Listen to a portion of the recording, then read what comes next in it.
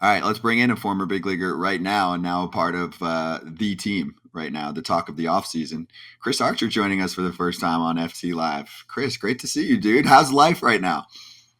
Life is good. Life is good. Bronny, we've been talking for the last few months about getting Yeah. on here, so I'm happy that I was finally able to jump on with you guys.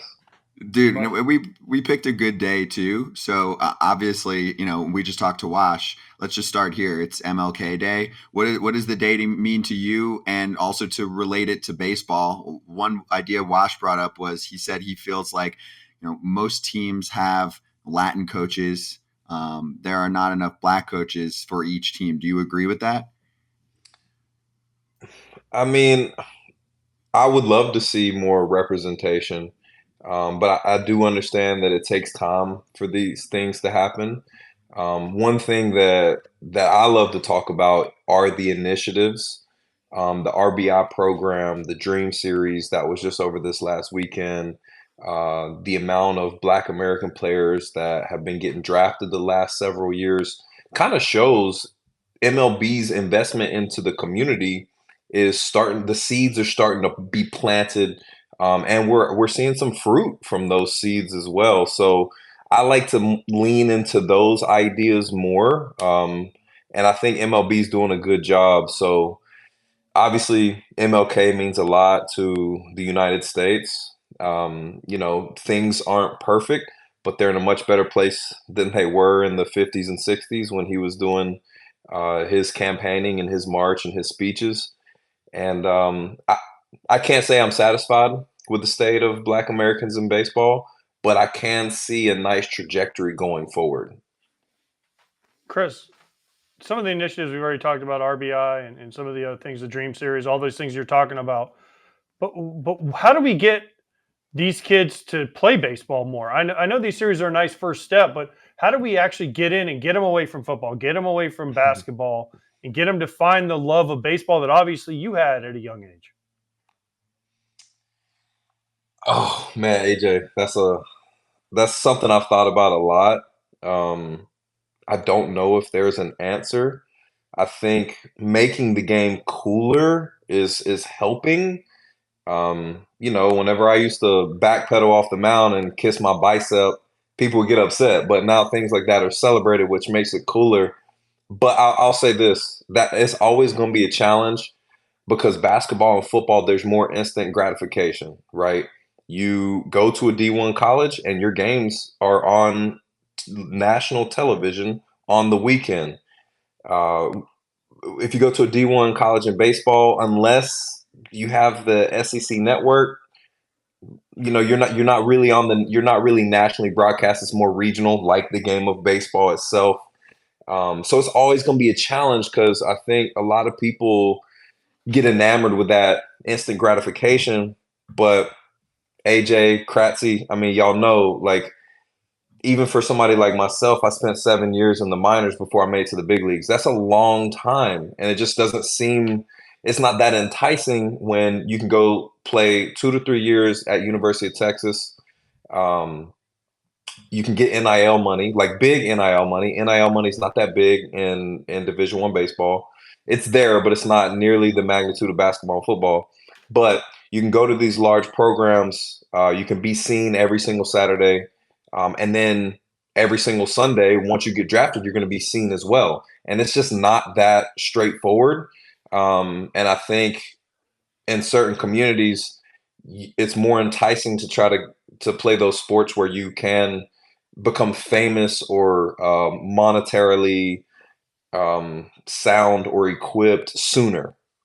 Is that why you signed on with the Dodgers now for instant gratification? Like you're just trying to, you're like, oh, Shohei?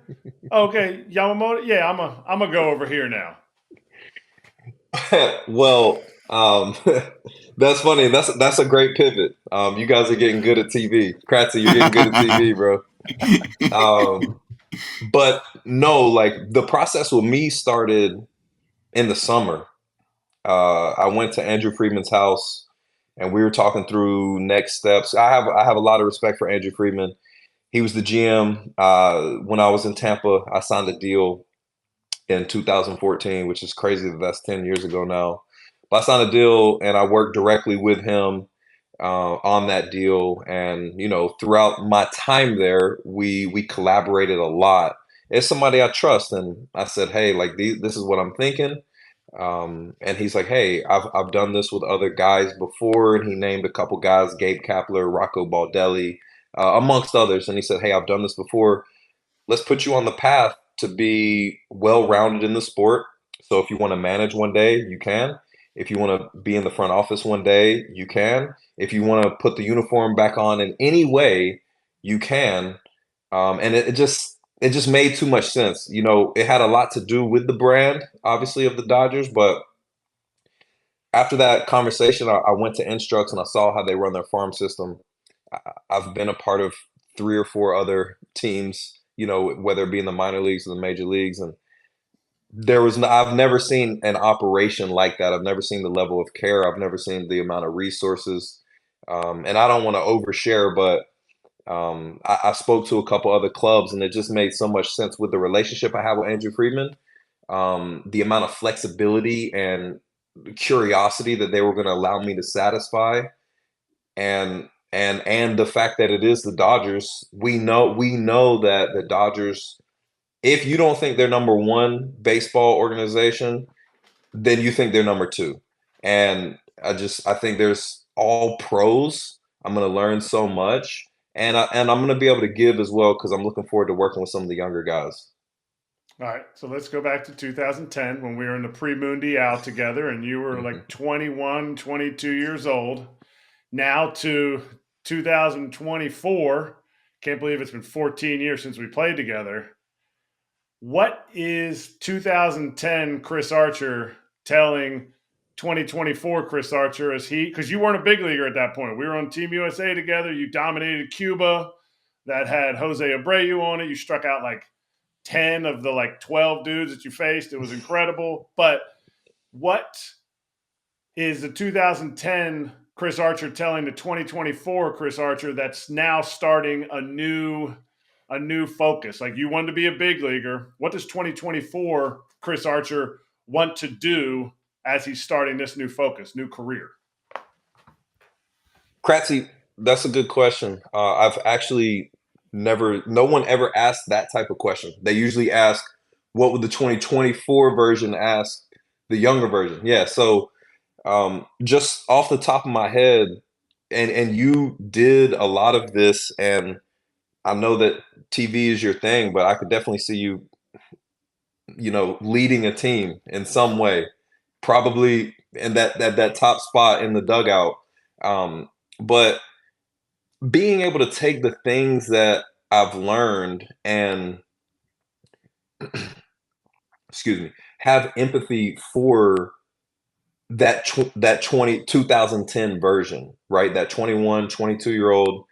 I mean, I did well that game, but the game before that, I pitched against the DR, who had like a 38-year-old Tony Bautista who took me deep.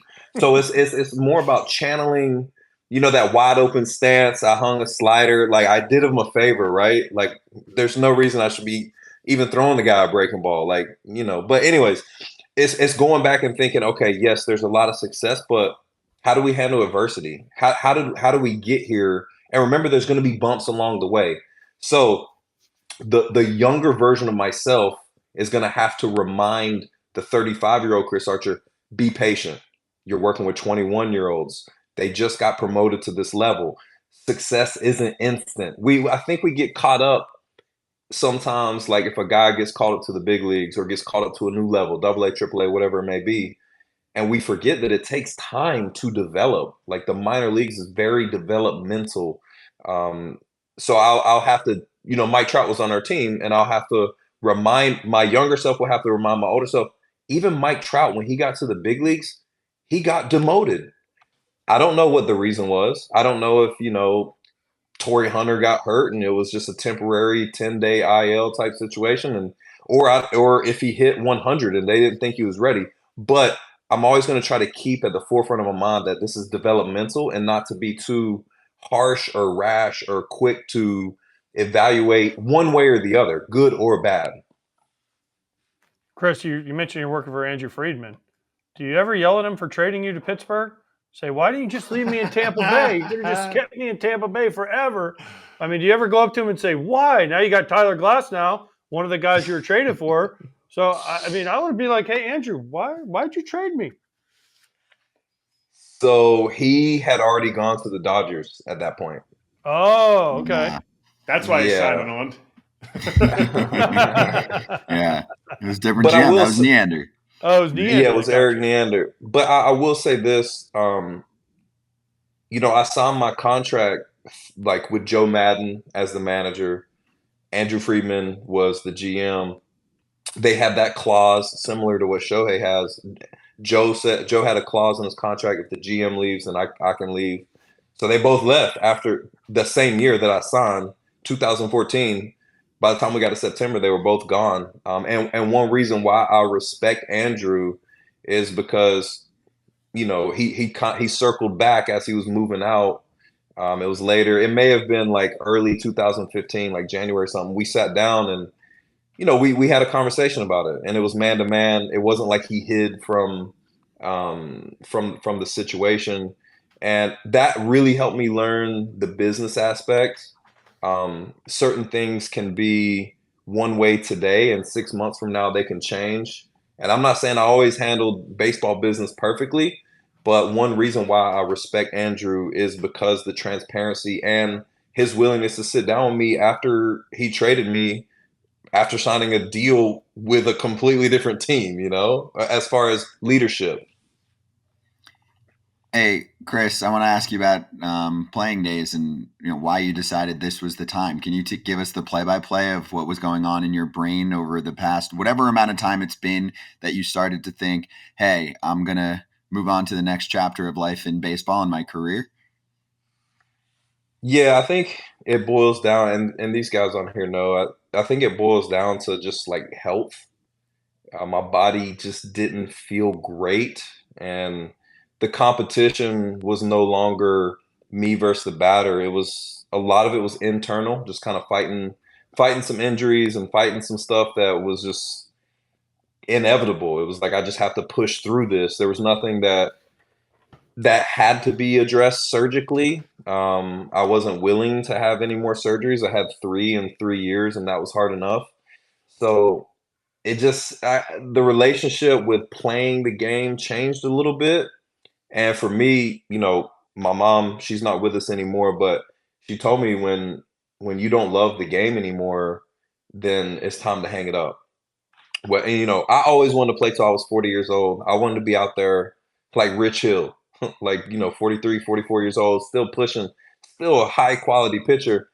But once my body started to fall apart, my relationship with the game changed. Absolutely loved competing. I miss it. But not being able to compete at even like probably an 85% level, it wasn't that fun anymore. The game is way too hard. The guys throw gas now. Their sliders are disgusting. Change up, you know, the arsenals these guys have now, and myself at 85%, it just wasn't the same. And once I started to feel that way, I knew it was time. So I gave it all I had with Minnesota in 2022. It was actually one of my favorite seasons I ever had. That club was amazing. You know, I got to reunite with Rocco from Tampa. Byron Buxton, he was healthy for I think like half of that season, maybe a little bit more. He is the most electric player I've ever seen in my life, and his personality is unbelievable. This guy cares so much. There's so much passion in that guy. And I played with Carlos Correa, which was really fun. Um, and the city of Minnesota was really cool. I made some really great friends. So it just felt like after 2022, and I was training in 23, and the offers weren't like in line with what I thought I was worth. I was like, you know what, 2022 was a great year. Do I wanna go out any other way? I felt like it was just the right time. I said a lot of words there, but it just felt like the right time to me. And I knew that I could call some people and get some guidance on what's next. And I was able to lean on several different people, and it landed me with a really good opportunity to learn, grow, and give back to the game. Chris, it catches up to all of us. Trust me. I mean, eventually, there's nobody that plays forever, and eventually, it catches up to all of us. So, that was a great answer there. And I don't know if you remember this. In 2022, I was doing a game, Minnesota, and there was a rain delay, and I came down and was in the equipment guy, Hot Rod, the equipment guy for Minnesota's office, and you were in there, and I think Dylan Bundy was in there. And I sat down and I never really talked to you. And we were talking a little bit, and you were like, "Man, all we do is go 5 innings. They won't let us go 5 innings." And I think you and Dylan both were like, "We only go 5 innings every time. I want to go deeper." So now you work for the Dodgers. The Dodgers are the king of like scripting the game, only letting pitchers go 5 innings. So if you change your tune now and you're more of an analytics guy where, starters can only go 5 innings. Mm-hmm. Well, this is what I'll say about that. If the guy that's on the mound, does not want to go further than that, I don't really want him on the mound. So I want all my guys to have that mentality, even if we don't think that's the right move, right? It may cause a little strife, may cause a little friction, but I'd rather my guy be out there and be a dog than be like, I'm good with this, So, and look, like some of my shortness in starts was due to health. Like I said, it was 2022 was a struggle. The first half I felt really, really good. But the second half was a big struggle, and I hadn't pitched hardly for the previous 2 seasons. So, in the moment, yeah, of course, I want to squeak as many outs as I possibly can. Especially, I had like 4 straight seasons where I averaged 200 innings. So like I know how valuable that can be, but there's limitations, and it kind of showed up for both of us, Dylan Bundy and it kind of showed up that being removed a little earlier probably was the best for the team, even though we hated it. We wanted to be out there. And, I know Bundy specifically got into it with some different people on the staff, but it was like healthy, because it's like, all right, Bundy, I love the fact that you want the ball. Sometimes as athletes we can be a little delusional, but I rather err on the side of delusional confidence than being super insecure. Yeah, well put. All right, so this is the last one I got to ask, because I've known you for a long time, and we go back early to your career, and you would do interviews, even I think sometimes from the dugout on an off day that you're not pitching, and because I'll say you won't.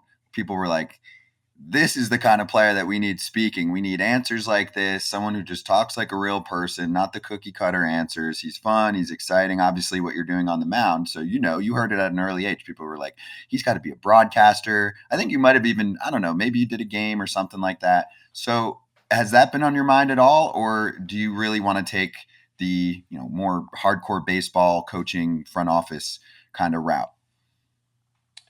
Yeah, well, thank you for those compliments, Bronny. We have known each other for like 10 plus years. Yeah. Back when you were like a little skinnier, now you're all ripped and jacked and stuff, wear your I hair had to. They were differently. making fun of me. Please They don't were feed making his fun of me. I ego. looked like I was 14 on MLB Network. I was like, Dude, enough Chris, of he this. just wears tighter shirts now, okay? He just That wears is true. he went from medium shirts to extra small shirts. I know that trick. I have the same problem. I have the same problem. Eurofit. It's a Eurofit. Slim fit, ultra slim. Hey, Chris knows. Chris is Jack too, so he knows. But no, I think the nice thing about the job that I landed with the Dodgers is it allows me flexibility.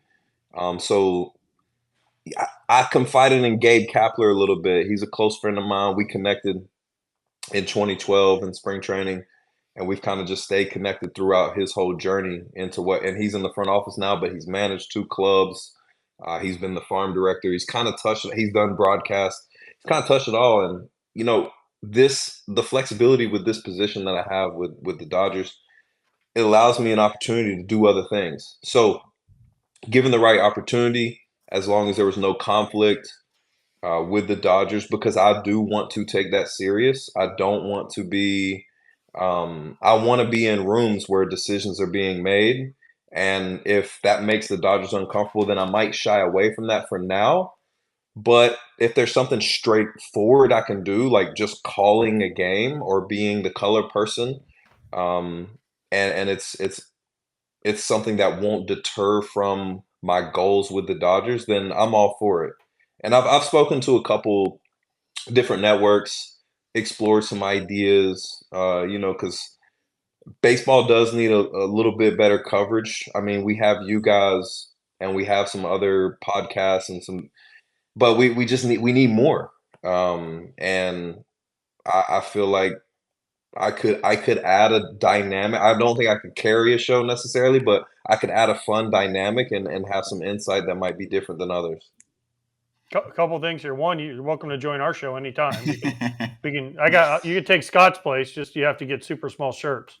You can sit next to me in Orlando here. You just said And carry a show, AJ. Carry no, a he show. said he That's the didn't only want to reason. carry a show. I That's know. why I That's said the only reason I'm here. I'm just a little point guard. that's why I said you take your place. It'd be perfect. And then Chris, also, I'm going to say this: the only thing you're talking about doing TV, and you're in the front office of the Dodgers. Remember, like I think it was Jessica Mendoza and maybe even David Ross. They were working for specific teams, and teams started not letting them come to meetings with the managers because they didn't want them stealing their information. So it's a little bit of a fine line you got to work there, because if you let's say if you go to work for Fox, ESPN, MLB Network, whatever it is, and you're doing a Giants Padres game, and they know you work for the Dodgers, you walk in there to talk to the manager, Mike Schilt and Bob Melvin. They're not going to give you all their secrets, because guess what? You're going to run back to Andrew Friedman and be like, hey, you know what the Padres are doing? You know what the Giants are doing? So enjoy your time, and there's plenty of time to get into TV if you want to get into it. But hey, enjoy your time with the Dodgers, and if they're giving you freedom to do a lot of things, use that time and use that freedom to do whatever you want to do. That's great advice. I've been calling around. I would rather be really good at this, and in 4 to 5 years, if I want to pivot fully, I'll pivot and be really good at that. I really don't want any conflict because I do want to see how the inner workings of transactions and free agency and scouting and the draft and trade deadline. I want to see that. I think a little bit more than I want to do broadcast. But if there's an opportunity to maybe add some color, like I said, not do in-depth hit pieces, interviews.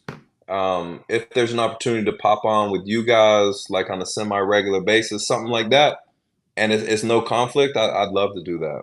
Yeah, that's the spot. I like that. And then ultimately, president of baseball operations, because the big boys are making the big bucks in those jobs. You can make 10 mil a year in those jobs. Some of them now, it's not like when you came into the league. You run a front office the right way. See, Anthopoulos just signed for how many more years? He signed through 2031. 31. Hey, he deserves it. He's crushing it. But those jobs are getting rewarded too. So you got a lot of potential to do a lot of different things. So excited to see the path, dude. Obviously, great to catch up with you. Yeah, I know we've been chatting about it for a little bit. So great to have you on. Obviously, you're welcome back anytime. Good to see you, and we'll catch you. Will you be at spring training at all?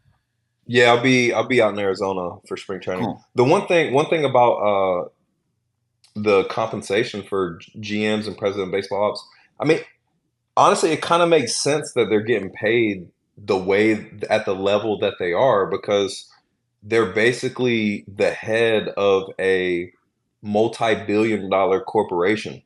So like the people that are at that spot in other industries get compensated like that or more. So it kind of makes sense. And the fact that managers are getting paid more, I think that's huge. Craig Counsell kind of setting the bar there in Chicago. I think that's huge. But we're talking about billion-dollar industries, like, or billion-dollar organizations, and we zoom out and see it like that. I mean, like, what they're getting paid, it makes complete sense, because I spoke to Sam Fold and he's like, hey, like, this is nonstop. If you enter the front office full time and give it your all, it's nonstop. You don't sleep. You're gonna miss some family events. It just is what it is. But if you want to be great, like, that's what you have to put into it. So I think the compensation is on par. I agree. They're earning their keep. I mean, they're CEOs.